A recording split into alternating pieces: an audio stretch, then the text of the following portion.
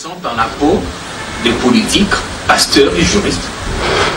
Je ne suis pas politique. À la limite, je suis un homme d'État. Pasteur, je le suis. Vous avez maintenant des ambitions politiques? Non, je n'ai aucune ambition politique. Et si j'en avais une, je serais devenu ministre comme le président Kabila le voulait. Comme je n'avais pas d'ambition, j'ai dit non. Maintenant, vous êtes prétendant au fauteuil présidentiel. Par vocation. C'est un appel.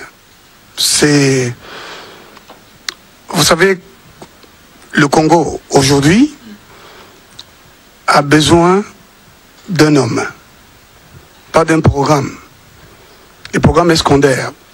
Il y a eu les manifestes de Nansele qui nous promettaient les paradis. Pourquoi les paradis ne s'est pas installé? Parce qu'il manquait un homme honnête et intègre. Et cet homme, c'est vous? Je le suis. Je le suis. Et le premier à le savoir, c'est le président de la République. Et beaucoup d'autres Congolais savent que je suis un homme intègre et que j'ai souffert à cause de mon intégrité. Vous connaissez combien de Congolais qu'un président de la République appelle, fait chercher et les retrouve et leur demande, les prie même d'exercer de hautes fonctions, mais qui pose des conditions, comme je l'ai fait avec le président Joseph Kabila. Vous en connaissez combien?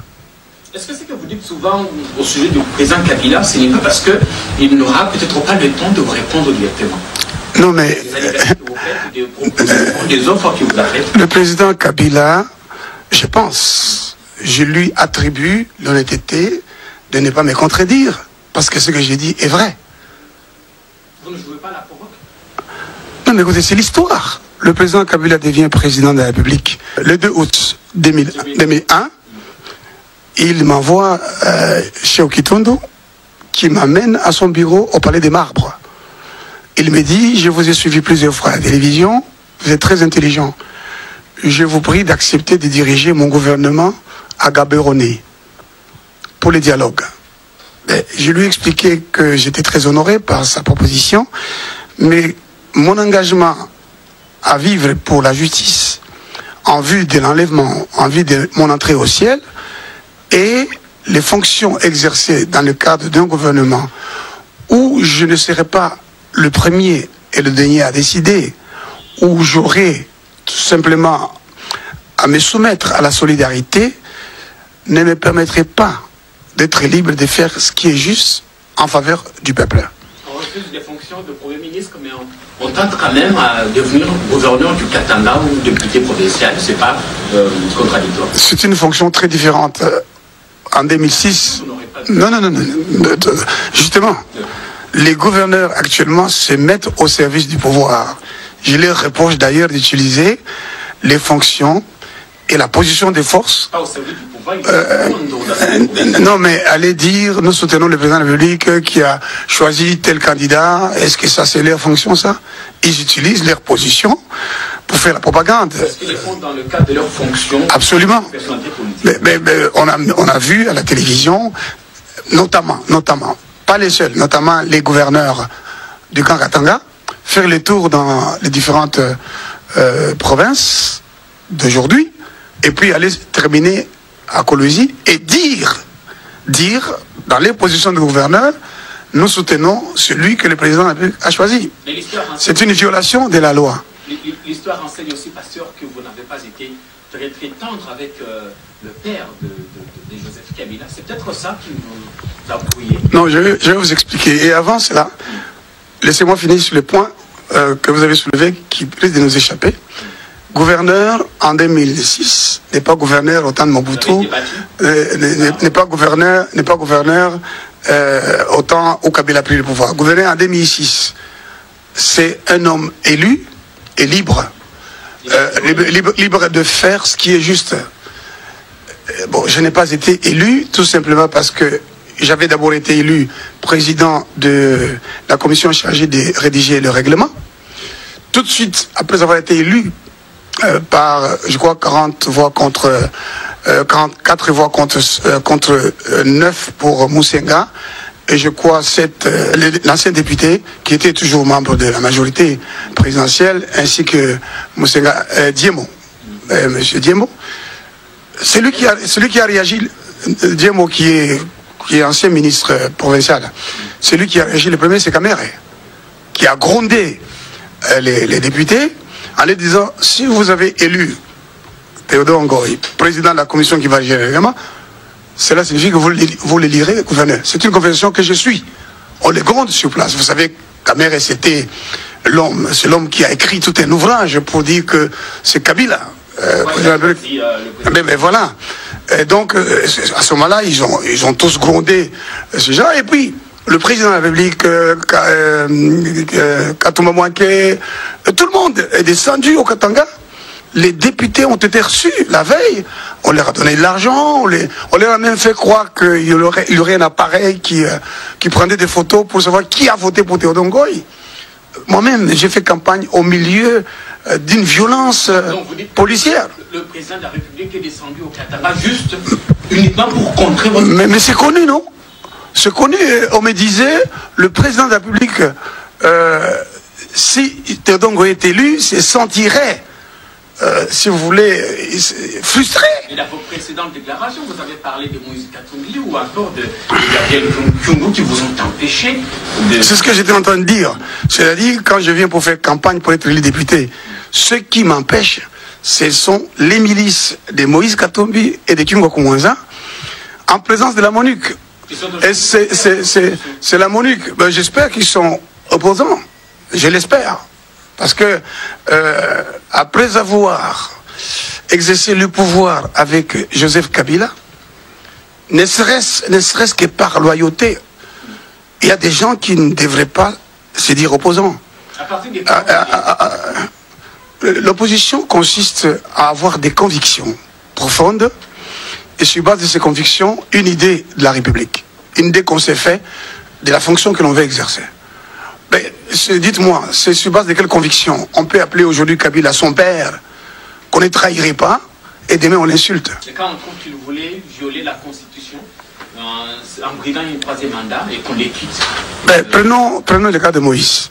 Moïse nous dit, le président Kabila a été élu sur un faux penalty. Premier faux penalty, un deuxième faux penalty. S'il y a encore un troisième faux penalty, nous allons entrer sur le terrain. Mais quand le faux penalty a eu lieu, pourquoi tu n'as pas quitté? Puisque le faux penalty, c'est une violation de la Constitution. Parce que ça t'arrangeait, parce que tu gagnais. Et c'est ça. C'est ça le manque de moralité de la plupart de ceux que vous appelez opposants aujourd'hui et qui considèrent l'opposition ou surtout la popularité comme un prérequis. C'est-à-dire, il y a des gens de l'opposition. Kamere peut être plus opposant que Théodore Ngoï. Kamere qui est venu avec la première dame au moment où la police laissait faire les gens de Kyungu et de Moïse pour me lapider et qui a pris la parole devant une grande foule pour parler contre Théodore Ngoï, lui Kamere, parce qu'il a démissionné du Parlement, il est plus opposant que Théodore Ngoï. Donc vous voyez voilà. Plus opposant que tous les autres? Non, moi je respecte leur parcours récent. Kamere m'avait d'ailleurs dit, pasteur, nous venons vous rejoindre. Mais qu'ils respectent aussi notre parcours ancien et constant. Vous oubliez en même temps que beaucoup de choses ont évolué, que d'autres générations sont nées après vous. Vous voulez dire quoi? Des opposants. Parce que je le conteste, moi je ne conteste aucun opposant. Je veux que ces opposants-là ne pensent pas, n'imaginent pas que le peuple congolais leur appartient. Nous sommes candidats à l'élection présidentielle. Le peuple doit nous entendre, comprendre qui est qui. Parce que voyez-vous, ce dont a besoin le peuple congolais aujourd'hui, ce n'est pas d'un président tout court, mais d'un serviteur, d'une intégrité. Vous savez, vous avez dit que je suis pasteur. Quand Dieu fait le choix de Moïse, il ne les choisit pas quand il est encore dans la maison des pharaons, servi. Il les choisit quand cet homme-là est dans le service pour autrui. Il était dans la maison du roi, servi. Il se retrouve dans le désert en train de servir les brebis d'autrui. Il sert Jéthro. Et c'est là que Dieu vient lui parler. David était en train de s'occuper des brebis de son père. Il a prouvé par là qu'il s'occuperait des autres, qu'il vivrait pour les autres, qu'il pourrait même mourir pour les autres. C'est ainsi que la Bible dit, David a été installé à la tête d'Israël pour pratiquer le droit et la justice. Même Saoul, que Dieu a racheté après, il était à la recherche des brebis égarées de son père quand Dieu est allé le chercher. Dieu m'a appris d'abord à vivre pour un combat. Nous nous battons pour un combat de l'intégrité. Je veux changer la société congolaise. Comment expliquer que ce même Dieu qui vous inspire, qui vous demande de postuler, fait autant avec 3 ou 4 autres candidats? Moi, Dieu, vous ne m'avez jamais entendu dire Dieu m'a demandé. Mais j'ai dit, je demandais à Dieu, puis-je faire cela? Dernièrement, je disais à l'église, j'ai toujours pensé que c'est la volonté de Dieu pour moi de diriger mon pays. D'ailleurs, le président Joseph Kabila, avec qui je m'entretenais un jour, il me disait, Pasteur Ngoï, votre église est dehors, est-ce qu'on peut la construire? Je dis non, Excellence, vous ne pouvez pas construire l'église à partir de votre position de chef de l'État. Si vous acceptez Jésus-Christ comme Seigneur et Sauveur, nous vous baptisons dans l'eau, et que vous nous apportez votre contribution comme enfant de Dieu, ce serait un grand honneur pour Dieu et une gloire pour nous, une bénédiction pour nous. On a continué l'entretien, et à un moment donné, je lui ai dit, Excellence, je suis désillusionné. Il m'a dit, pourquoi? Il dit, je vous connais depuis 2 ans, et je ne peux pas reprendre mes droits à la Banque centrale. Il lève son doigt, il me dit, ne parle pas comme les Congolais. Tu n'es pas comme les Congolais. Tu as une mission que Jésus t'a donnée pour le Congo. Ne trahis pas le Congo. C'est Joseph Kabila. Il me dit, tu n'es pas comme les autres. Savez-vous qu'un jour, on était à Sun City, après l'accord des cascades, Maman Marthe, l'épouse du président Tshisekedi, puisque l'heure était proche, me dit, Pasteur, tu vois, tu peux encore nous prêcher. Tshisekedi l'interrompt. Ne lui parle pas comme ça, il n'est pas comme les autres. Donc, il n'y a pas... Avec le président Kabila, vous étiez très proche, vous consultez, vous priez même des fois pour lui. Qu'est-ce qui a fait que vous poussiez, vous arrivez à vous brouiller tous les deux? Qu'est-ce qui vous oppose à lui? Bien, moi, je ne crois pas qu'il y ait eu une quelconque... Si vous voulez... non, je vous explique. Le président Joseph Kabila m'a cherché. Il m'a dit, parce que je vous ai suivi plusieurs fois à la télé. Permettez-moi de vous dire que le président, parfois, m'appelait pour me dire, je te suivi à la télévision, mais tu parles bien, mais pourquoi tu ne veux pas faire la communication du gouvernement? Le président. Oui, il sait que ce que je dis est vrai. Le président a accepté ma proposition. Je lui ai dit, puis-je vous rendre service et rendre service à ma nation sans être membre du gouvernement? Comme ça, je suis libre de mes choix, de mes idées. Il a accepté, mais son entourage n'a pas accepté. Quand on m'a manqué, Caméré, Pierre Lumbi est venu après. Pierre Lumbi, c'est des personnes qui étaient à l'extérieur, qui nous regardaient, nous. Non, mais je l'ai vu arriver à la table du président de la République. Aujourd'hui, il est opposant, après avoir été conseiller spécial du chef de l'État. Et vous allez dire qu'il est plus opposant que moi. Vous avez même décrit comment il était arrivé. Oui, voilà. Je les ai... Ben, écoutez, il y a des choses qu'on peut dire publiquement et d'autres qu'on ne peut pas dire publiquement. Donc, je les ai vus arriver. J'ai vu notamment Caméré, le Angola, Pochab, tout ça. Des mêmes chefs. Non, j'étais consulté. Ils avaient des fonctions publiques que moi je n'avais pas acceptées. Non. Attention, je n'ai bénéficié de rien. Je n'ai jamais eu de l'argent du président de la République, mais alors jamais. Mais là, jamais. On ne m'a jamais payé pour ce que je faisais. Donc, vos consultants, si jamais... Non, on ne m'a jamais payé pour ça. Je suis allé à Sun City à la demande expresse du chef de l'État. J'avais d'abord dit non avant. Après, il m'a envoyé le même Cheikh Kitundu, qui connaît ça. Je suis parti dans ces cadres-là. On a donné des frais à tout le monde pour aller à Sun City. Mais en dehors de ça, moi, je n'ai rien à voir avec le chef de l'État que le fait qu'il m'appelait. Il insistait. Il disait parfois Katumba, pour ce point-là, je vais voir le pasteur Théodore Ngoï ici. Et ça dérangeait les autres. Un jour, nous étions en réunion. j'ai dit, et Kamere était là, je le cite à témoin, il y avait Katouma Mouanké qui nous a déjà quittés, il y avait Bochab, il y avait Cheo Kitundu, et ce jour-là, il y avait aussi Pierre Lumbi qui n'était rien. Il était amené par Samba Caputo à l'époque. Il y avait Maître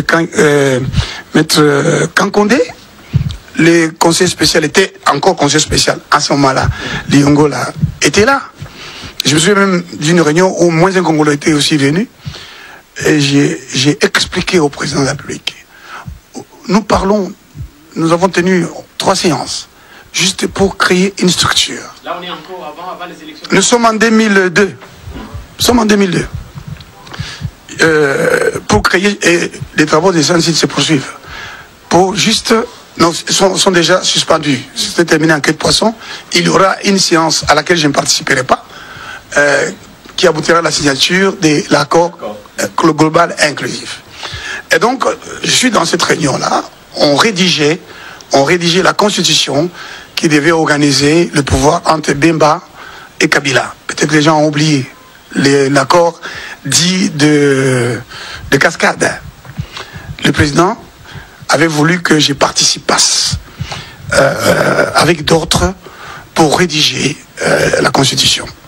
Vous savez que je suis politologue et juriste. Je suis docteur en droit de l'université de Kinshasa. Et je suis LLM Bar Research de Oxford, Brooks University, en Grande-Bretagne. Et donc le président de la République voulait que je fusse l'un des rédacteurs de cette constitution. Alors j'ai pris la parole. J'explique au président, on ne peut pas passer 2 jours pour discuter de qui va aller dans la structure. D'autant plus que les personnes qui se proposent d'entrer dans ces structures ont des fonctions. Théophile Mbemba et des cabinets, mais il veut encore être dans cette structure. Tel. J'ai parlé, j'ai dit, mais puis, monsieur le président, vous avez la possibilité d'associer tant de Congolais à vous aider. Le président de la République prend la parole et dit, je vous avais dit, quand le pasteur Théodongo viendra ici, il vous éclairera, vous tous. Il m'a tué ce jour-là, le président. Il s'est levé, et puis en me parlant, il me parlait en sortant, ça veut dire, suis-moi. Je l'ai suivi, nous sommes allés avec lui. Je me souviens de Théophile Mbemba qui vient dans les bureaux, je crois que c'était encore moins pour qui était là, je crois. S'il n'était pas déjà remplacé par le chef de protocole actuel, Théophile Mbemba vient avec 2 signataires, on lui dit, le président ne veut s'entretenir qu'avec le pasteur Théodore Ngoï. Théophile Mbemba dit, en bon.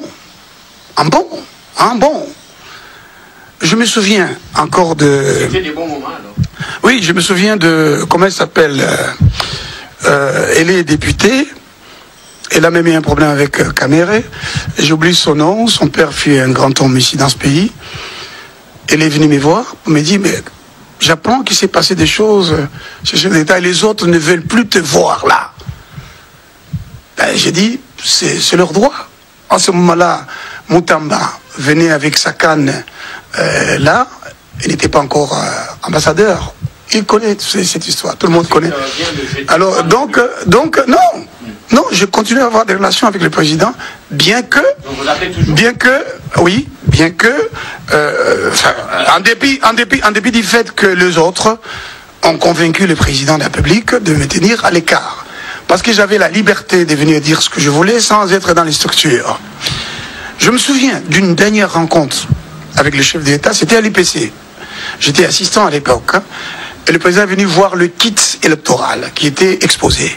Et donc, à l'UPC, je suis assistant, les étudiants me disent, le président est ici, vous ne pouvez pas sortir. Continuez les cours. Ils voulaient que je continuasse avec l'enseignement. J'ai continué un peu, et puis je suis sorti, ils m'ont suivi. Vous savez, en 2e graduat, c'est...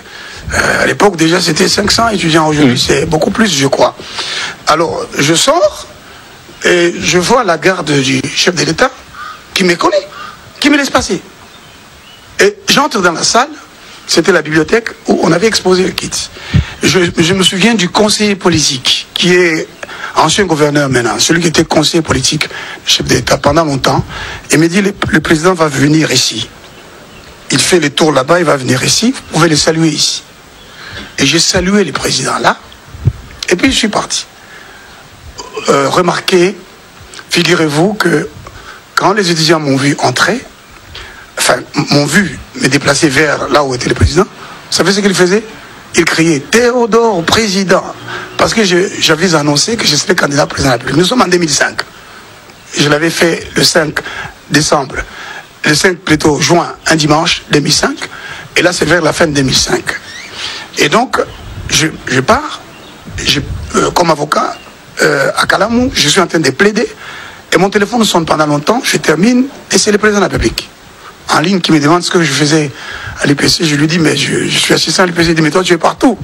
On a causé amicalement, et puis bon, on s'est séparés. C'est la dernière fois que j'ai vu le chef d'État, que j'ai parlé avec lui. En 2005. En 2005. Après, je vois 40 éléments de la police qui viennent m'enlever ici et m'amener à Makala. Et on me dit, je vais comparer devant la Cour de l'État. J'ai offensé le chef de l'État. Où et quand?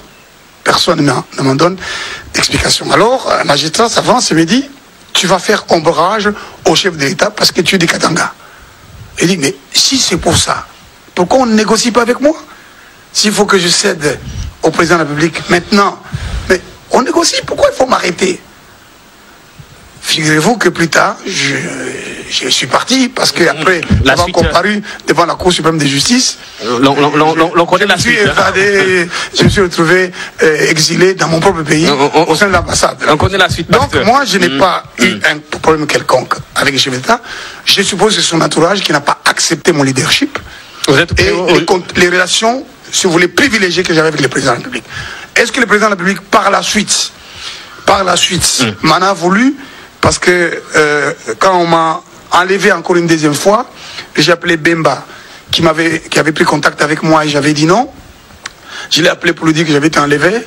Nous avons parlé avec lui, je lui ai suggéré d'appeler Swing, il a appelé Swing. Et Swing a appelé le président de la République. Et finalement, le président de la République a instruit le conseil spécial qui a instruit Munkutu, le général Munkutu, qui m'appelle de Makala, où on m'a amené à 22h. Je suis sous la tente des militaires. J'ai beaucoup souffert, j'ai failli mourir dans ce pays ici.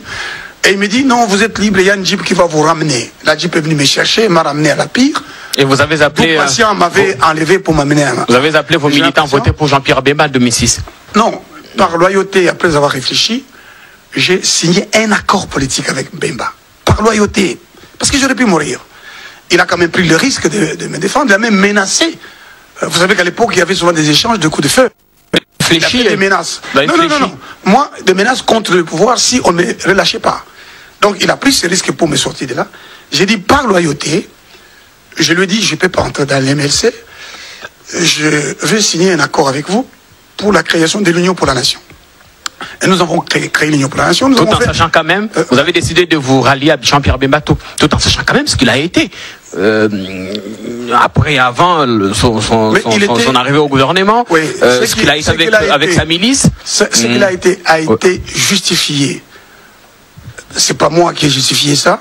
A été justifié par l'accord global inclusif imposé par la communauté internationale au chef de l'État et au peuple congolais. Et ça on a imposé cela au président Laurent Désiré Kabila. Et j'aimerais revenir sur Laurent Désiré Kabila tout à l'heure parce que vous avez dit quelque chose sur Laurent Désiré Kabila.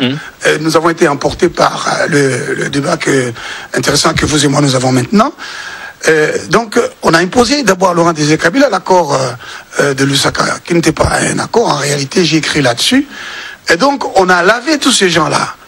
Le rapport des experts disait, le groupe d'experts disait que le RCD de Roubaix-Roy, c'était une création du Rwanda, et qui recevait militairement, politiquement, financièrement tout du Rwanda. Et le MLC était une création de l'Ouganda, et l'Ouganda soutenait militairement politiquement. Mais quand vous avez un accord que ces gens qui ont agressé leur propre pays deviennent des gouvernants, parce qu'on a carrément divisé le pays. Et ça, l'accord global a réconcilié ces gens. Donc, j'ai signé un accord avec Bemba, candidat président de la République au second tour. Vous comprenez? Donc, je n'ai pas signé avec Bemba, chef militaire ou chef politique de MLC. J'ai signé mais avec... il était toujours hanté par son passé. Mais attendez, mais je viens de vous dire, il a été justifié. Mais ça sont les politiques, mais vous êtes pasteur. Ah, justement, comme pasteur, je fais quoi? Je dis à quelqu'un, ce n'est pas juste, je m'arrête là. Il lui appartient, dans sa conscience, de renoncer au mal. Ah, et vous pensez que Kabila vous en a voulu? Le fait, votre rapprochement, la proximité que vous avez créée avec Jean-Pierre Bemba en 2006. Je me le demande. Pourquoi? Parce que on a incendié cette propriété où nous sommes, vous et moi. Vous voyez qu'elle n'est pas achevée. Je suis en train de faire des travaux avec le peu d'argent que je gagne comme avocat. Figurez-vous que je suis député provincial du Katanga. On me doit au moins 500 000 $. Qu'on ne veut pas me payer. Le directeur de cabinet Néhémie m'a un jour appelé. Je l'ai vu. Je dis, mais tout ce que je vous demande, c'est me rétablir dans mes droits. Je suis député. Laissez-moi répondre.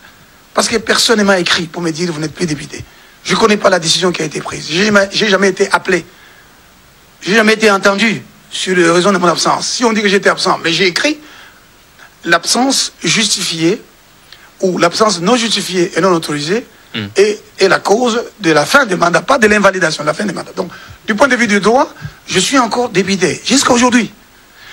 Mais Bemba, qui a fait 10 ans à l'extérieur, en détention, il a repris son siège. Il était toujours payé. Pourquoi cette injustice vis-à-vis de moi? Je suis docteur en droit de l'Université de Kinshasa. Pourquoi me refuse-t-on d'enseigner? J'ai une charge horaire qui m'a été donnée pour le département des droits de l'homme.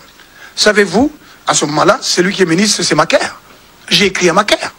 J'ai même les SMS de Macaire qui me dit, ça ne dépend pas de moi. J'ai dit, mais comment ça ne dépend pas de vous? Vous êtes ministre. On a violé la procédure.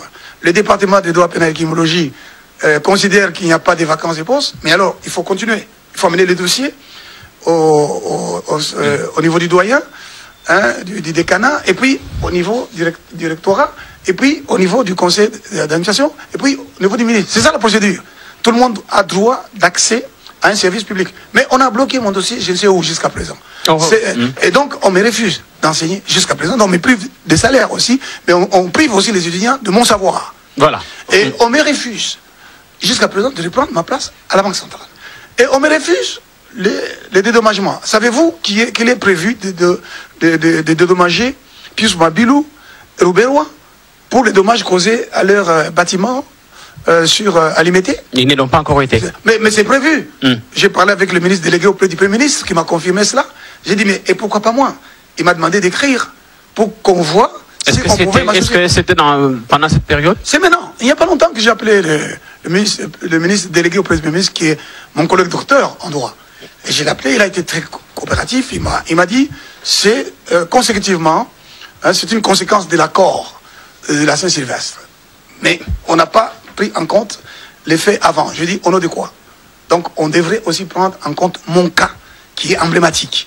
Voilà. Et donc, le fait qu'on soit venu détruire cet endroit ici, et que des militaires de John Numbi soient venus arracher le matériel des journalistes envoyé par Moukoko, la journaliste Moukoko, pour TV5, parce qu'ils ont été témoins des événements, que ces gardes de général John Numbi soient venus jusqu'ici pour me dire, ouais, Bombaf, ouais, Yozoba, ouais, Bombaf, comment ouais, Moulbaka, tu fais une alliance dans Bemba. Et il sort son arme, il met la balle dans la chambre, sur mon front, je vais te tuer maintenant. Qu'est-ce que je pouvais encore dire? Je suis resté, je l'ai regardé. L'autre est venu baisser l'âme et dit, attache-moi à ta croix, même un jour je te tuerai. Et s'il ne m'a pas tué, c'est parce que Dieu m'a conservé la vie. Et donc, pourquoi le président de la République, qui sait que je suis revenu dans mon pays, je vivais dans les décombres, qui sait que je le dois de rentrer au Parlement, pourquoi il n'a pas ordonné qu'on me rétablisse? Parce que c'est une question politique. Donc je suppose qu'il m'en veut. Il n'accepte pas qu'on soit... Vous n'avez pas tenté de le rencontrer? Puisque je vous dis que le secrétaire de cabinet... L'entourage qui vous en voulait n'est plus. Pardon? L'entourage que vous voulez pas de vous n'est plus. Katumba qui est mort, Vital Kamerhe a basculé dans l'opposition, Pierre Lumbi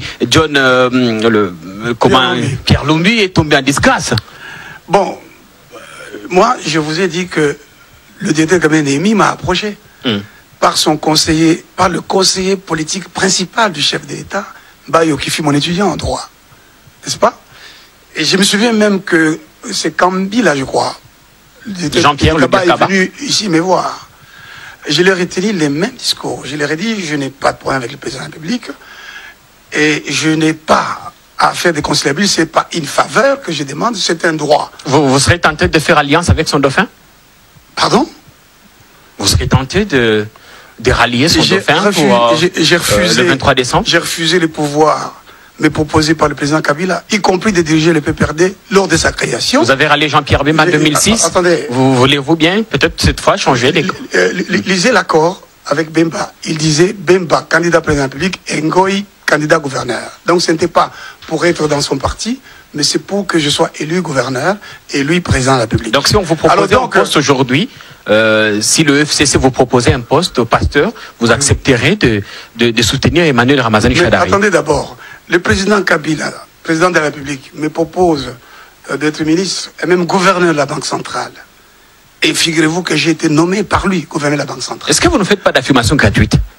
Bon, alors que quelqu'un vienne ici me contredire. Moi, je vais vous citer. Il n'aura pas le temps de le faire. Pourquoi nous n'avons pas le temps? Vous cherchez le buzz. Si vous dites le président de la République, je cite Bochap, qui vient ici dire que c'est faux ce que j'ai dit.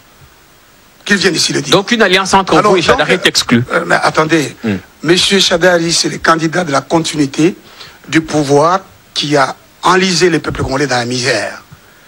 Et lui, c'est quelqu'un que Kabila met là-bas pour qu'il lui soit soumis, n'est-ce pas? Et éventuellement même qu'il démissionne un jour après pour qu'on recommence les élections et que le président Kabila soit candidat.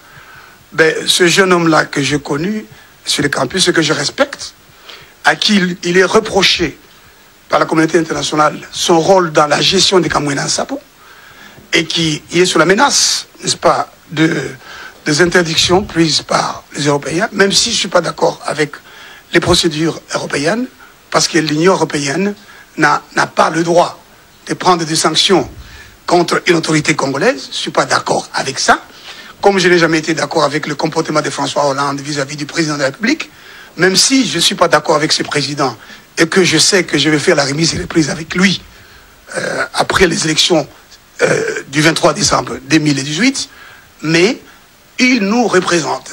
Et venir l'insulter comme François Hollande l'a fait, l'humilier, c'est nous humilier. Donc vous êtes d'accord avec le professeur Mampouya qui pense que...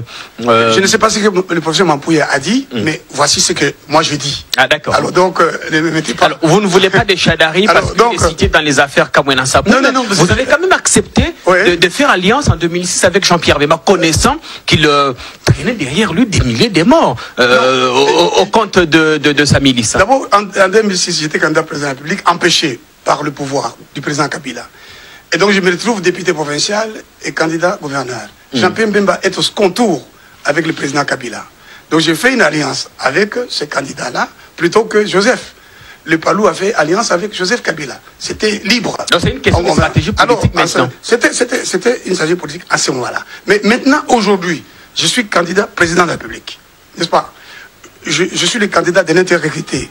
Je veux sortir le pays de la misère spirituelle. Et vous êtes rassuré de faire la remise reprise avec le président Kabila? Absolument, il le sait d'ailleurs, puisqu'il m'a dit, tu as une mission que Jésus t'a confiée pour le Congo. Le président de la République, si vous avez l'occasion de parler avec lui en secret, il vous dira toute la considération qu'il a pour moi. Parce que, regardez, mon cher, j'étais loyal avec lui. Il me dit, Pasteur Tedongo, je veux que vous dirigiez ma délégation à Gaborone. J'ai dit non. Est-ce que vous voulez que je vous mette dans les structures officielles du gouvernement pour diriger le gouvernement et pour plutôt faire la communication du gouvernement? Je lui dis non. Il m'appelle tôt le matin pour me dire qu'il veut faire partie de Massangou et que je sois gouverneur de la banque. Je ne lui dis pas comme j'ai vu d'autres le lui dire, Ndiora ici, Ndiora ici, Ndiora ici. Moi j'en ai vu comme ça là. Le président n'est même pas là. Le président l'appelle au téléphone. Eshima ici. Mais vous n'allez pas aider quelqu'un comme ça. Moi, je n'aimerais pas avoir des collaborateurs qui sont. Mais c'est pas ça la loyauté. Je ne veux pas. Non. Mais moi, j'ai été loyal en ce sens que c'est ça la loyauté, n'est-ce pas? J'ai dit sincèrement au président que je ne peux pas. Alors, quand il me pose de gouverneur, le poste de gouverneur, je lui dis, Excellence, voulez-vous moraliser les cadres macroéconomiques? Voulez-vous mettre fin à la corruption? C'est pour ça que vous me choisissez. Il me regarde, il ne me répond pas. J'ai dit, si c'est pour ça que vous me choisissez, je suis votre homme. Il m'a dit, vous venez ici vendredi. Et le président Kabila, ce Bochap qui me l'a dit, a signé le décret. Et Bochap m'a demandé pardon au nom du Seigneur. Par la suite, plus tard, moi je ne savais même pas. Parce que le jour prévu, j'ai appelé Bochap, je ne le reçois pas. Et puis, finalement, j'ai appris qu'on a reconduit le gouvernement Sango, qui plus tard me dira, tiens, tu voulais me remplacer. Parce qu'il savait de beaucoup d'ambassades, de se connaît de beaucoup de gens. Je me souviens de Katindi Maki, vice-président de la CENI, que je croisais à N2, il me dit, tiens, mais j'ai appris il n'y a pas longtemps que tu aurais pu être gouverneur de la Banque centrale. De dire tout le mal qu'il pense aujourd'hui. Vital Kamere n'a jamais été en désaccord, en quoi que ce soit avec le président de la République. Toutes les décisions, la plupart des décisions que Joseph Kabila a prises, c'était Kamere qui les inspirait. N'oubliez pas que quand Kabila arrive au pouvoir, Kamere n'est qu'un vice-commissaire près de la Monique. C'est ça Kamere. Tout le reste vient de Joseph Kabila. Il lui doit tout. Absolument. Je dis bien, quand Kabila arrive, Kamere est vice-commissaire. Et quand on n'est pas d'accord. Chargé de la Monique. Attendez. Il le nomme chargé du suivi. Commissaire chargé du suivi. Par la suite, il devient ministre de l'information. Je crois. Ou sinon, il est allé au PPRD. PPRD après ministre de l'Information. Voilà, c'est l'histoire. Et après, ce Kabila qui a pesé pour que Kamere soit élu président de l'Assemblée. Parce qu'il y avait Tchongo Chibinkubula Antumba qui était en train de gagner l'élection. Le président a dit non, on laisse passer. Alors, Kamere avec Joseph Kabila, c'est quoi le problème? Les troupes rwandaises entrent au pays. Kamere, président de l'Assemblée, dit on a fait entrer les troupes sans m'informer. C'est ça, c'est tout ce qu'il a dit. Mais Kamere a fait signer au chef d'État l'accord de Pretoria qui permettait aux troupes du Rwanda d'entrer ici au Congo. L'accord de Pretoria existe. Pierre Lumbi alors Alors, donc, non, nous parlons... On évolue, on a 45 minutes. Alors, donc, on a 45 minutes, donc on n'a pas beaucoup de temps d'éplucher. Laissez-moi terminer. Je vais venir à Pierre Lumbi. Alors, Kamere devient président. Donc, si vous n'êtes pas d'accord avec quelqu'un, faites-le avec élégance. Un peu comme Matungulu. Matungulu a été ministre des Finances. Avec élégance, il a démissionné. Il a quitté. Il est opposant. Vous n'avez pas besoin d'insulter quelqu'un pour être opposant. N'est-ce pas? Je n'ai pas besoin d'insulter le président de la République, mais de dire mon désaccord avec lui. Et je lui ai dit mon désaccord. Si je ne l'avais pas fait et que je serais devenu qui que ce soit dans son pouvoir, j'aurais, si vous voulez, gardé ma loyauté auprès du président. C'est pour ça qu'on ne vous a pas vu. Je vais vous donner l'exemple de Ingele. Ingele doit son parcours à Zaïd Ngoma.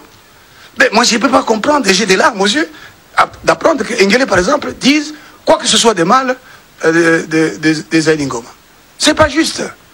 C'est pas juste que Lumbi, qui a été le conseiller spécial du président de la République, qui donc, je suppose, en tant que conseiller spécial, connaissait les secrets même de la chambre à coucher, puisse, pendant qu'il est conseiller spécial, à moins qu'il soit chargé d'un autre rôle, d'infiltrer l'opposition, à moins que ce soit ça, il est conseiller spécial, mais il signe avec le G7. C'est pour ça que vous ne vous êtes pas retrouvé le dimanche sur Triomphal, au meeting de...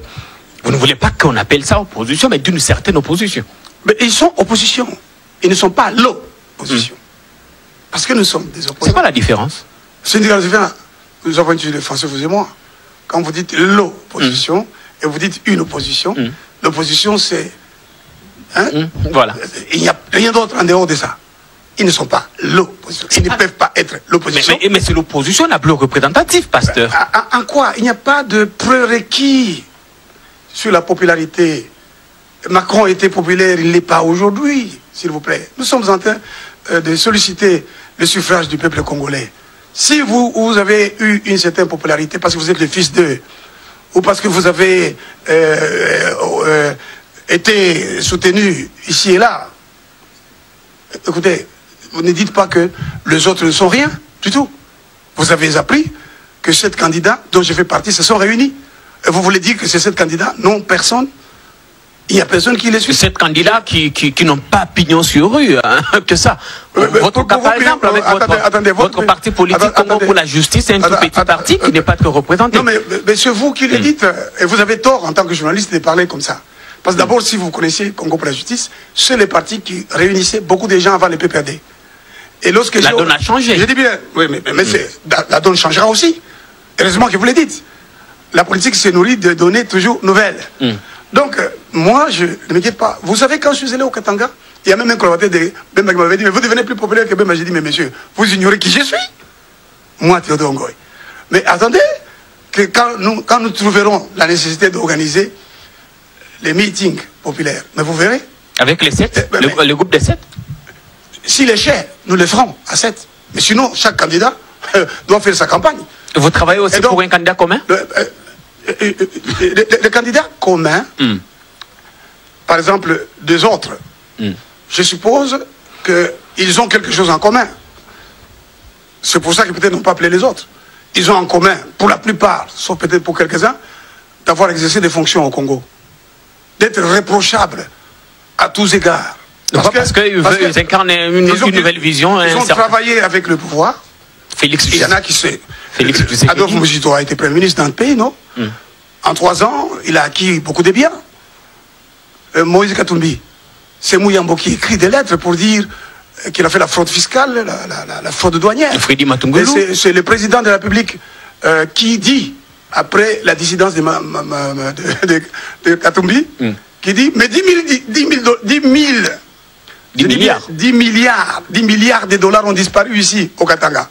Ah tiens, donc 10 milliards de dollars peuvent disparaître au Katanga, alors que l'État congolais n'a pas un budget de 10 milliards.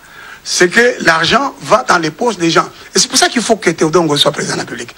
Parce qu'il faut un homme intègre qui va prendre tout cet argent. L'argent des GOPAS va où? L'argent qu'on prend au marché va où? Donc vous voulez que les autres se désistent en votre faveur? Je ne leur demande pas de se désister. Je demande à personne de se désister. Moi, je veux que chacun soit humble et que chacun fasse campagne. Nous sommes candidats président de la République. Je suis candidat président de la République. Je vais m'exprimer devant le peuple congolais. C'est ce que je suis en train de faire maintenant. On n'est pas le candidat de notre candidat. Et le peuple congolais va examiner. En tout cas, s'il y a des candidats et des candidats, c'est pas Théodore Ngoy. Et je veux vous renvoyer à mon serment en 2005, qui est encore, si vous voulez, parlant aujourd'hui. J'ai mis la main sur la Bible pour dire, peuple congolais, le voix que vous allez me donner, c'est pas pour un quelconque autre candidat. Jusqu'où êtes-vous capable d'aller? D'aller jusqu'à l'élection présidentielle, parce que je représente le serviteur que Dieu a trouvé et qu'il soutient, à qui il a donné la caution pour aller prendre... Parce que voyez-vous... Vous en avez les moyens? Si j'avais... Mais bien sûr, c'est... Comment j'ai... La campagne électorale coûte cher. Mais d'abord, 100 000 $, c'est peu d'argent, ça. Dieu qui m'a trouvé les 100 000 $ va me trouver encore le reste. Vous n'êtes pas un candidat perturbateur, pasteur Théodore Ngoy? Je suis candidat... Quelqu'un manipulé dans une certaine officine? Non, mais... vous voyez, cher ami, si je cherchais le pouvoir, moi je ne cherche pas le pouvoir. Même en voulant être président de la République, je ne cherche pas le pouvoir. Mais vous l'aimez? Je cherche l'intégrité. Non! Vous avez dit une fois que vous avez le pouvoir. Le peuple congolais a besoin qu'il soit mis fin à la corruption. Corruption dans l'enseignement, corruption dans la magistrature. Savez-vous que plusieurs magistrats aujourd'hui, chefs de juridiction, chefs d'office, sont des collègues, des promotions, certains des camarades des chambrés, d'ennemis. Ça veut dire que ce n'est pas nécessairement le Conseil supérieur de la magistrature qui nomme les magistrats. Et donc, il y a un dysfonctionnement du fait qu'il manque cette intégrité dont nous avons besoin aujourd'hui. Et moi, je ne suis pas le candidat, si vous voulez, à la recherche du pouvoir, parce que si j'ai recherché le pouvoir, Kabila Joseph me l'a offert. Je l'aurais pris. Vous savez, Obé Minaku, où je l'ai connu. Il était mon expert dans la commission chargée de rédiger la Constitution. Mais... Lui, Maître Nkoulou et Jean-Paul Kanga qui est mort étaient les experts. Nous étions, attendez, nous étions membres de cette commission. Katouma Mwanké, Théophile Mbemba, Louis Ongola, moi-même, nous étions membres de cette commission-là. Donc, j'aurais pu, mais Obé Minaku ne serait peut-être pas là. C'est peut-être Théodore Ngoy qui serait devenu président, disons, secrétaire général du PPRD, ensuite président de l'Assemblée, ensuite Premier ministre, etc. Mais je n'ai pas voulu parce que... Mais tout le temps que vous avez passé, il y a de nouvelles énergies, des gens qui ont émergé. Ce que je veux dire, c'est que je ne cherche pas à avoir le pouvoir parce que je l'aurais eu. Et je ne cherche pas à avoir l'argent parce que je l'aurais eu. Vous ne regrettez pas? Je cherche...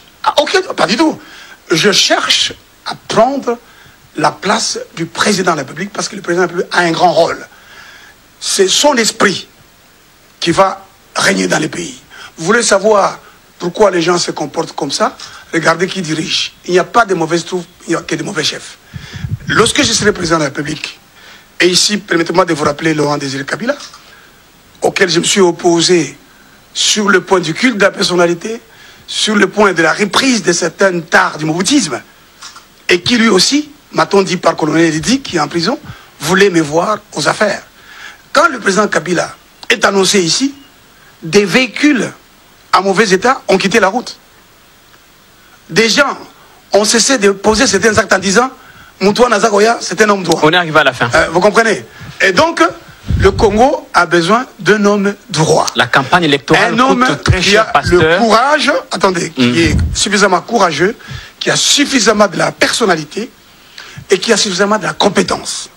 Si vous voulez parler de la compétence, vous savez que le monde a été, pour la plupart, dans la plupart des cas, dirigé par des juristes et des avocats. Est-ce que vous n'êtes pas en train de vous surévaluer? Non, mais je suis avocat. Je suis avocat, c'est incontestable. Vous voyez au-dessus de tout le monde, tous les opposants sont venus après vous, tous ne méritent pas, voilà, donc il n'y a que vous. Quoi. Voilà, je précise que je ne me vois au-dessus des personnes, je ne me compare à personne, c'est vous qui me comparez aux autres, et je vous fais comprendre que ça ne sert à rien d'avoir des prérequis disant qu'ils sont plus que les autres. Allons sur le terrain, allons à l'élection présidentielle. Je ne me compare à personne, regardez. Je me suis réuni, c'est moi qui ai pris l'initiative d'appeler le candidat président de la République. Je les ai tous appelés. Les délaissés? Sauf les délaissés parce qu'ils n'ont pas été conviés au meeting. Pardon? Non, ce n'est pas ça. Moi, j'ai commencé. Savez-vous que même Matungoul m'avait dit oui. Matungoul allait venir avec nous. Le professeur Matungoul, il a dit oui à ça. Vous pouvez l'appeler et lui poser la question. Kamer m'a dit oui aussi. Donc, ils devaient venir, mais ils ne sont pas venus. Donc, nous étions à 17 à peu près, à avoir dit oui, même ceux qui sont à l'étranger. Ils m'ont écrit des SMS pour dire oui à cette initiative. Mais je ne me suis pas considéré supérieur, nous sommes assis ensemble.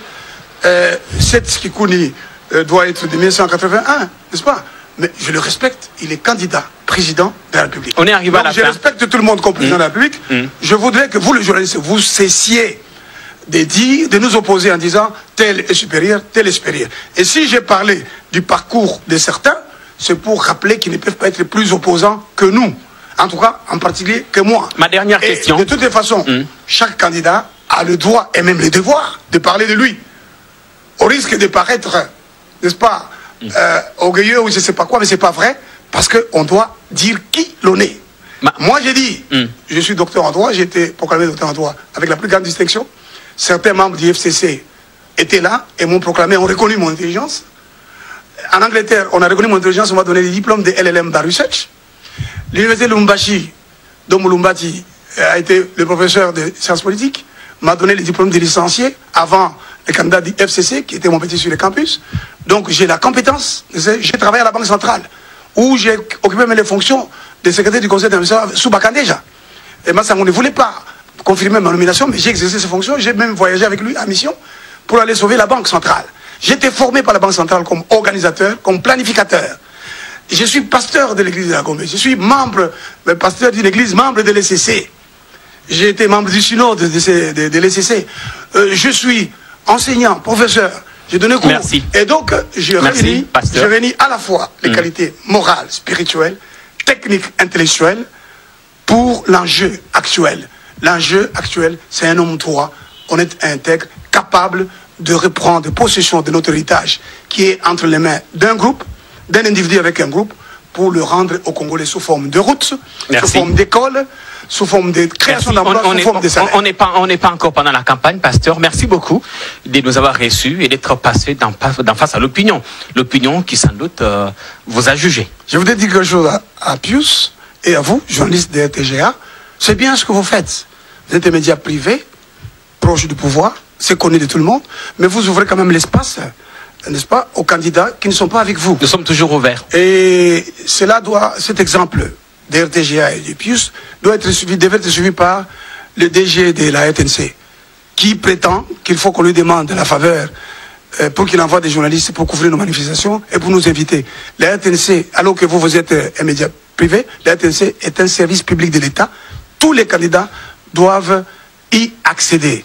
Je demande au FCC de prendre conscience que le peuple ne va pas vous aider à continuer la misère, à continuer l'exploitation. On a débordé. Je voudrais dire que dans les FCC, il y a des gens comme comme Kengo Wadondo, qui sont libres, qui sont des intellectuels.